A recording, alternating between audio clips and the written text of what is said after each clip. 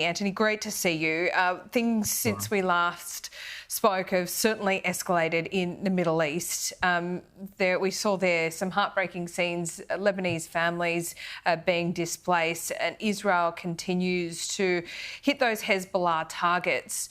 I think it would be a good place to start by what do you think the aim of Israel is right now? Is it to wipe out Hezbollah completely?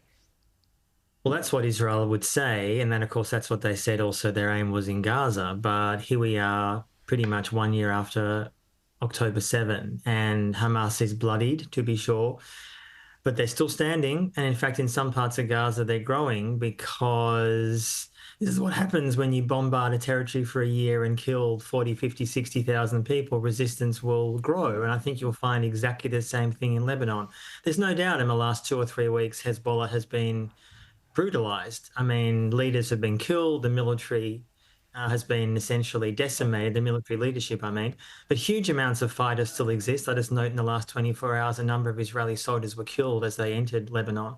This will be a bloody fight. And the bigger picture here, though, as you asked, Laura, really is what is Israel aiming to do here? They've said openly, Netanyahu, some of his fellow people in government and also other Israelis have said they want to redraw the map in the Middle East, both literally and metaphorically. And what that means is that they have framed Iran as the great Satan, the backer of their enemies, and the US, of course, supports them in this. The problem, of course, the key problem is none of these attacks, the killing of, you mentioned in your introduction that Israel was going after Hezbollah targets. They may be partly doing that, but let's not forget there's been thousands of Lebanese civilians who have been killed in the process. At the end of this war, in a week, in a month, in a year, whenever it is, Israel will not be safer. Jewish people in Israel and Jews around the world have been made more unsafe by Israeli actions. Antony, when you say Netanyahu wants to draw the map, he's not talking about a land grab here, is he? Well, some people within the Israeli government very much see that. Okay. In the last few months, there's been a growing movement within the Israeli government and within the far-right in Israel to settle southern Lebanon. You can find online very easily groups that talk about building settlements in southern Lebanon. We talk about settlements in Gaza. Now, you and I might say that sounds crazy, unrealistic. That's what people said about the settlements in 1967 when this occupation began. And here we are 50 plus years on, and the occupation is permanent of Palestine. There's no reversing that. So I'm not saying everyone in Israel wants to settle Lebanon. They don't. But this is really an idea that many in Israel did not see their current borders as the final borders. And to expand that into parts of Gaza, the West Bank, Lebanon or beyond, in their view, in my view, deluded view, gives them some kind of protection, but in fact it makes them far more vulnerable to these kinds of attacks. Wiping out Nasrallah is one thing. There was 20 other top commanders of Hezbollah. Do you have any insight? Can you offer any insight as to, okay, that's cutting off the head of the snake, but this snake's head often grows back. Who would be coming up through the ranks? Would it change anything? The short answer is that Israel has done this before. They have killed the leaders of Hamas and Hezbollah in the last 20, 30 years. And yes, there's a blow for the group initially, to be sure. Far more people rise up the ranks, often far more radical leaders emerge. In terms of who will be the leadership in the coming months, it's impossible to say right now. But the inevitable outcome of all this, when you kill, as Israel has done in Gaza, tens of thousands of civilians, as you are killing people in Lebanon, resistance, opposition will grow. And I think many of us in the West, and this is not by any means a belief in support of Hamas or Hezbollah, far from it, but inevitably resistance will grow. How can it not? If you speak to a lot of Lebanese, as I have, who did not traditionally support Hezbollah, many Lebanese do and many don't, in Lebanon and in the diaspora, they are enraged with what Israel is doing because their neighborhoods, not so-called Hezbollah neighborhoods, are being decimated. Their civilians are dying. This is how you build a long-term insurgency. So Israel's desire or dream to redraw the Middle East, which, by the way, also includes, as some of them have said, the ultimate goal, which was the ultimate goal of neoconservatives after 9/11, was to overthrow Iran, to have regime change militarily or some other way.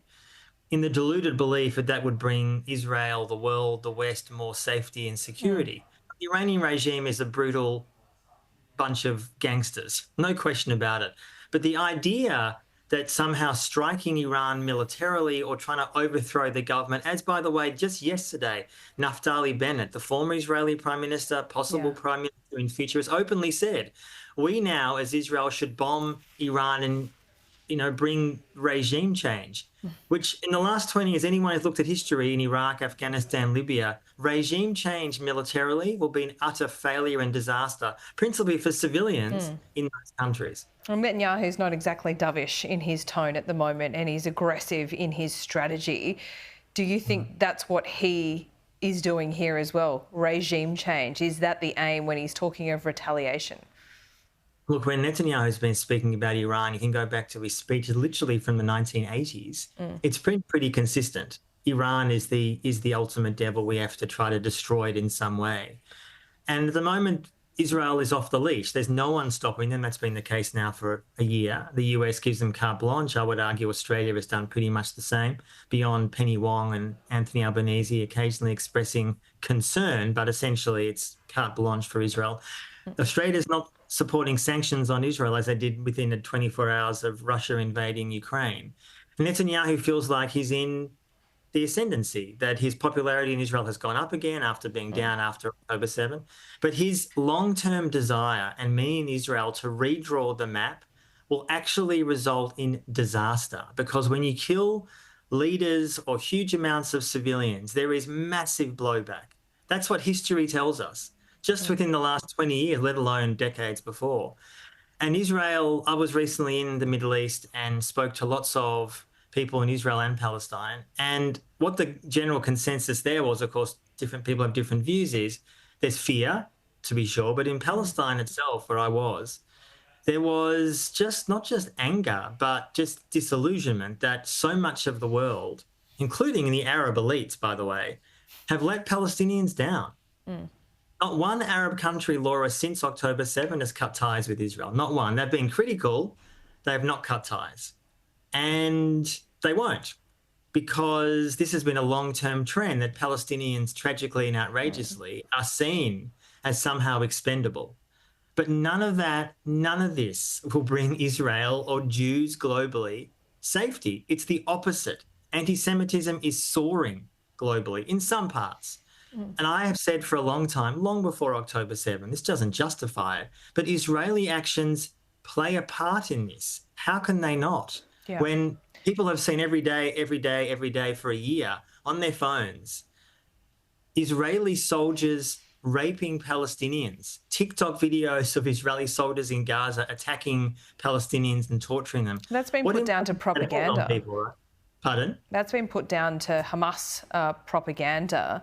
But this is Israelis doing this, Lord. This is Israeli soldiers on TikTok putting their own videos out. That's not it's propaganda from the Israeli side. That's not Hamas putting that out. That's Israel putting that out. Israeli soldiers, hundreds and hundreds and hundreds of them, as kind of a way to dehumanize Palestinians. That has an impact globally, believe me. And it's going to be a whirlwind against Israel and Jews for decades to come. Antony, it's really interesting every time I talk to you, because I feel like your view is a minority view among Jews at the moment. Do you accept that? I would accept that it's not the majority. Yes, I've come to terms with that over the last 2 decades. But I would say that in the last year, in the Jewish community globally, yes, the majority mainstream voices, I would argue, are very hardline. I would argue deeply antagonistic and racist towards Palestinians. But there is a growing cohort, particularly of young Jews, and that's not just an opinion, but based on polling, US, UK, elsewhere, that are so disillusioned with Israel, who say not in my name. So it is a minority, but it's a growing minority. And that minority is making the older generation scared, because they have believed that it's a Jewish responsibility to defend Israel, right or wrong. And when Israel is killing so many civilians and occupying Palestinians for over half a century, I'm sorry, that is against Jewish values. And as Jewish New Year is happening today, and we all hope for a better year ahead, this is one thing that many young Jews that I know are saying not in my name to what Israel is doing in the Middle East. Antony, it's always good to talk to you. We appreciate it. We'll see you soon. Thanks, Laura. Thank you.